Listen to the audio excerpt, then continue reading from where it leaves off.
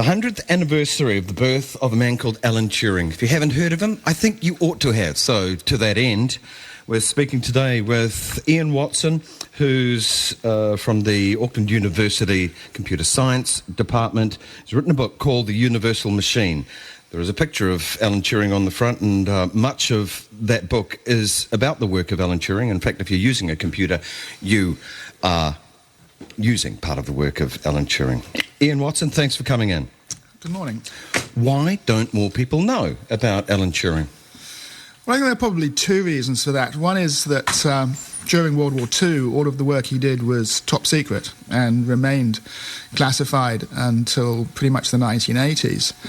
But I've been thinking about this, and I think another reason is that, his breakthroughs were in the 1930s, in the mid-1930s, and when most of the public got their hands on a computer, which is what he really invented, it was the mid-1980s or later. And so that large disconnect in time meant that a lot of other people had come in between. Yeah. And so people didn't really associate Turing with the device that they were using. They were associating, Jobs and Steve Wozniak of Apple and Bill Gates with computers. And it's that sort of that distance in time between the invention and people getting their hands on it. Yeah, yeah. Whereas if you looked at like Marconi and radio, people had a radio a few years later, yeah. Or the light bulb and Edison. People had light bulbs a few years later, so there's a much more immediate relationship between... Bell and the telephone. Yeah. Everyone got the telephone. Who did that? Alexander Graham Bell. And the television. Yeah. You've got it. It's that disjunct in time, I think, which is why if you go out on the street, no one's heard of Turing. That top-level security status, too, it was incredibly hermetically sealed, wasn't it? I would have thought a lot of this would have got out, but it really didn't. No, it really didn't. It wasn't until... a book in the late 1970s by a fellow who worked at Bletchley, who headed the Ultra program there. He wrote a book about Station X, and that was really when the stories first started to come out. But really, 12,000 people worked at Bletchley, and that's a damn hard secret to keep. None of them said a word about it. New Zealander was involved. A lady who died not that long ago, actually, and kept stum all those years. Yeah. Didn't even tell her husband. Didn't tell her husband. She said she was doing some clerical work for somebody. Yes, it's a real shame because there were so many people who deserved credit which they never got for their huge credit. Work there. Huge credit, big job, big outcome. It shortened the war. Yeah, so Churchill, after the war, said that Alan Turing made the single greatest contribution to the Allied victory over the Nazis. Yeah, and that is the cracking of the Enigma code. The Field Marshal Montgomery was getting instructions to Rommel before Rommel got them. Yes. In fact, they also said towards the end when Berlin was falling that if a German commander wanted to know the status of any of his troops, he would have got a result quicker by phoning Bletchley Park than asking his own people. Yeah. It is... Alan Turing's thinking, inspirational thinking, it strikes me from what I've read about him as a bit of a different man, wired up a bit differently to a lot of us, and it led him to some brilliant insights. He was the first person who thought about the idea of a machine that could compute and think, basically, and then he took it one step further and thought, well, we could actually do it. Yes, he had... if we step back to the 1930s, it's really hard for us to appreciate what his breakthrough was because we're so used to this notion of we have a machine that we can say, okay, I want to write a letter, so you load your word processor, or okay, I want to play chess, so you load the chess program, or I want to edit my photos, so you load the photo program. Back then, machines did individual tasks, so you had an individual machine for cleaning your clothes, you had an individual machine for raking the grass and so forth. This idea of one machine that you could just make do anything. You can't make toast with your vacuum cleaner. No, exactly. So this was a real breakthrough. But also, Turing's breakthrough really was to see that the world could be described in terms of algorithms. You could use mathematics to describe ways of solving problems that this universal machine could do. Yeah. it has philosophical implications too. People have run with it, and you end up with something like the Matrix, don't you? Yes, you do end up with this idea that we can maybe simulate reality. And of course, there are people today who pretty much live inside virtual worlds. Well, some philosophers are arguing that we do. Well, it's our brain. Yes, that's a possibility, and certainly it's possible that everything that you're listening to at the moment you might be making up. Okay, who understood it? Who really appreciated his inspirational thinking about the idea of a universal machine? At the time, probably only a few mathematicians. His tutor at Cambridge, Max Newman, understood. His people he was working with at Princeton at the time, Alonzo Church, understood. Kurt Gödel, who was also at Princeton at the time, very famous mathematician, understood. And in fact, it was really Kurt Gödel's work which led Turing to have his own insights into the problem. Right. Well, Gödel's a titan in mathematics, yes. Really, isn't he? Yes, very much so. Okay. There was this famous thing called the Turing test, and that is if you are engaging with something and you can't tell whether it's a computer or not, it's passed a Turing test. There's a bit much made of this because, you know, tricks can do that too. Yes. Well, of course, Turing never called it the Turing test himself. He called it the imitation game. And I think that name for it really gets at the heart of what he meant. He was trying to get over the point that the machine would be imitating the performance of a human, and that imitation would seem intelligent. He never actually says that the machine is intelligent. Now, subsequently to his 1951 paper, where he describes the imitation game, most people have kind of lost that, and they actually say that the Turing test is a test for intelligence. It's a test for the imitation of intelligence. Yeah, it's the snappy one-liner that's gotten through and is very popular, isn't it? Yes, it is. And there's an annual competition. In fact, there's a competition being held today at Bletchley Park in England where they are running a Turing test. Are they? Yeah.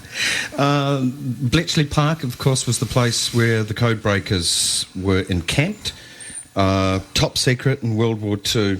And just describe Alan Turing's part there.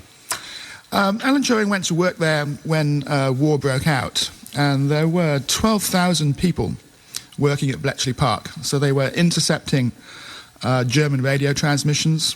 And most of the people working there were women, because obviously the men were away fighting at war. They would intercept radio transmissions, which were all encrypted, using a machine called the Enigma machine initially. And so then their task was to decrypt those messages so as the Allies could respond to them appropriately. Now, the Poles had actually cracked Enigma before the war, but when the war started, the Germans made Enigma more complicated, particularly the Navy made it more complicated. And so Turing was very largely responsible for cracking German Enigma at Bletchley Park. And then he had a small part to play later on in cracking the German High Command Lorenz code, which was a much more complicated code that worked on telex messages. And that gave rise to the use of the world's first computer at Bletchley, because they needed the computing power to automate the process of cracking Lorenz.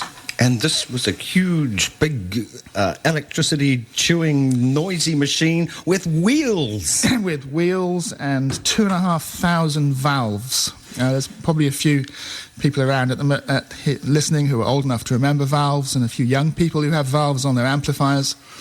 But they'll have one or two. 2,500 valves.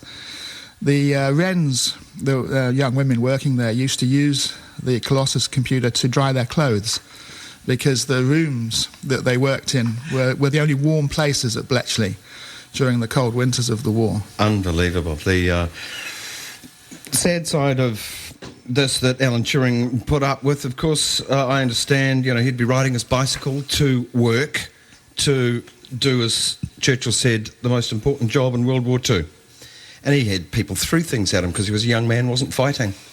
Yes, that's certainly true. I mean, a lot of the people working at Bletchley were mathematicians and people who competitions were arranged, people who could solve the Times crossword puzzle in 5 or 10 minutes were encouraged to go and work at Bletchley, and obviously linguists as well. Anyone that liked puzzles were excused from war work and encouraged to work at Bletchley. And yes, I guess some people would have thought that maybe they were malingerers. Yeah, because they couldn't let on what they were really doing. Because they couldn't tell anybody what they were really doing. They were doing government work. Yeah, okay. His life, Alan Turing, as I said, from what I've read, seems to be a different type of person. He gave himself such freedom of thought, and that was, I see a parallel with how he thought about himself as a gay man too. He was out gay as much as one could be. Is that the feeling you get? Yes, certainly. He never hid his sexuality from his friends or colleagues, and he was a very honest person. He almost found it impossible to tell a lie. He quite a few recollections of him, being sort of brutally honest, both about himself but also about perceived failings in people around him. He did have a different way of approaching problems. He would always try and solve a problem himself from first principles rather than use anybody else's method of solving a problem. And that, of course, is partly his genius, because he was able to see novel ways of solving problems. In a lot of ways, then, he was like a prediction of the future in a way that people are allowed to think today. To be an out gay person. Yeah. That freedom of thought. Yes, I mean, he certainly was ahead of his time, and of course, perhaps in some ways to himself, dangerously ahead of his time. Yeah. That's where it got really awful for Alan Turing. After all that work that he did in World War II, he was convicted, tried, found guilty of homosexual activity. Yes, it was termed as gross indecency. He picked up a young man on the Oxford Road in central Manchester, and they had a brief relationship, and subsequently Turing's house was burgled, and Turing believed he knew who the most likely suspect was, and he informed the police, and during various discussions with the police, Turing got kind of trapped into a lie and admitted that he had been having a relationship with this young man, Arnold Murray, and then admitted to having a sexual relationship with him. And the police, didn't they just ask what was he doing there? And he said, what was the quote? It's an amazing quote. We were doing 69, mutual masturbation. So yes, he just came out with it. Yes, he did. Yes, he did. He just came out with it. And the police were suddenly no longer interested in burglary and prosecuted him and Murray for gross indecency. Then the chemical castration, it was either that or jail, wasn't it? Yes, he was given the choice of going to prison or being injected with a course of estrogen, female hormones. And over a period of a couple of years, those injections caused him to grow breasts, and he became profoundly depressed. He was seeing a therapist at the time, and so most people believe that is what led him to ultimately commit suicide, although there is some debate over whether that is necessarily the correct verdict. The Secret Service, of course, they didn't really have a choice, did they, to deregister him persona non grata because of the illegal nature of homosexuality. He could be blackmailed. They probably felt they didn't have a choice, although since he was out, in a way, what's there to blackmail him for? Yeah. If the Russians, were going to blackmail Turing, he was already out, so they wouldn't have had... We're going to tell people you're a homosexual. Yes, exactly. And he says, yeah, what? So what? But there might have been a feeling that he would have had a grudge to bear, and maybe he had a lot of secrets in his head, and that maybe he might have divulged those to the Russians, although he, as far as I'm aware, never showed any inclination towards politics, and certainly no inclination towards left-wing politics. And no evidence whatsoever that he ever spilled any beans on anything. And yet, what motivation? His life was ruined by the people he had just helped so much. Yes, yes. There's certainly no evidence that he ever gave away any information to anybody. Yeah. Okay, this is another one of the weird things around Alan Turing's life, is his death, because it seems to be so full of symbolism and meaning and mystery. Tell us. Yes, well, he was found on the morning of June the 7th, 1954, by his housekeeper. He was dead, and there was a half-eaten apple beside him, and there was a glass containing cyanide. And at the inquest, the inquest reported that the apple had been laced with cyanide, and he had eaten it and committed suicide. In fact, the apple was never tested, so we don't actually know if the apple was poisoned. Turing's favourite movie at the time was Snow White and the Seven Dwarfs, and of course there is a poison apple in that, and so people put two and two together and said, oh, well, he liked the movie, he got the apple idea from the movie, and he committed suicide. His mother, Sarah, never believed her son committed suicide. She always thought it was an accident, and was very upset when people said that he had killed himself. And of course there is another theory that the Secret Services killed him. There are people who seriously believe that. Yes, there are people who seriously believe that. I don't think it can be proven now, unless any of them are still alive and come forward. Yeah. They'd be pretty old. Well, I have spoken with someone from your department who believes this. Gary T, yes. Gary T. Mm-hmm. And he pulled the strangest face and says, I know. I know he was killed, but I can't tell you. Yes. It's one of those conspiracy theories. There's no strong evidence for it. Yeah. Without the evidence, the speculation can happen. Gordon Brown, 2009, The Apology. Boy, that's a long time coming. Yes, it was. There was a campaign by a British mathematician who organised a petition and to get an apology for Alan Turing, and it quickly gained over 30,000 signatures. And the then Prime Minister, Gordon Brown, very graciously delivered a really quite moving and I think very sincere apology to Turing, basically apologising for the awful way that the British government treated him.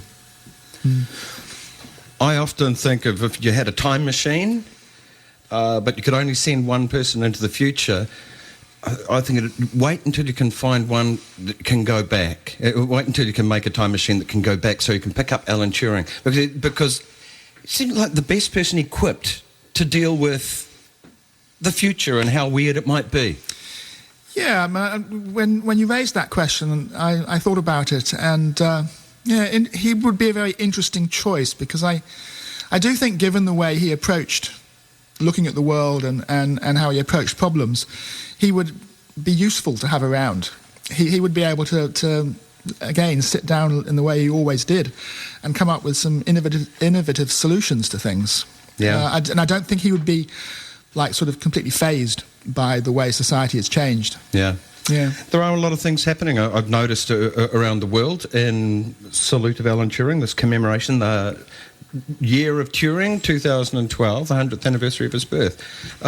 What other things are happening? You're in the loop with this? Well, obviously there are lots and lots of academic activities happening amongst mathematicians and computer scientists. So there are conferences and meetings happening all over the world. But there are also quite a lot of other activities. In Manchester, there's a big project going forward encouraging people to grow sunflowers this summer, in the Northern Hemisphere summer. And then in November, they're going to harvest all the sunflower heads and analyse the patterns of the seeds, and it should prove that they're all arranged in a Fibonacci series, which is something which Alan Turing predicted. He was one of the first people to start looking at the relationship of mathematics to biology. There are documentaries coming out and movies coming out. There's an opera. Musicians are writing music for him. There are art exhibitions and it's such a compelling story. It's such a compelling story because it's got everything. You know, Yes. it's got the drama, the tension, war, ultimate betrayal, and it's all true. I know there have been some movies made about it. Derek Jacobi was quite good in one of them. But my God, it'd make a hell of a story. Yes, it would. I mean, there a few years ago there was in some ways a good movie, but also in some ways a deeply frustrating movie called Enigma, where they wrote Turing out of the movie and replaced him with a heterosexual man so as he could have a relationship with Kate Winslet. In some ways, the movie is very accurate, but writing him out of the story is just a crime. That is part of his story. Yeah, and last year, there's a list in Hollywood that's maintained of movie scripts that haven't been made yet, and a script called The Imitation Game topped that list of judged the best scripts that haven't yet been made. It has now been picked up and is starting to go into production. They are deciding on the director. They are deciding on the actor. Leonardo DiCaprio has been tipped as a possibility. He likes to play those sorts of period pieces. And Michael Fassbender has been tipped as another possibility of playing Turing. So I guess we could be looking at a movie called The Imitation Game out next year sometime. Ian Watson, thank you so much. The Universal Machine, and that's, of course, so much of it is about Alan Turing. If you would like a copy, go to the webpage, radiolife.co.nz, weekend hosts and Graeme Hill, and just follow the instructions from there. It's all plain. Ian Watson, thank you. Thank you.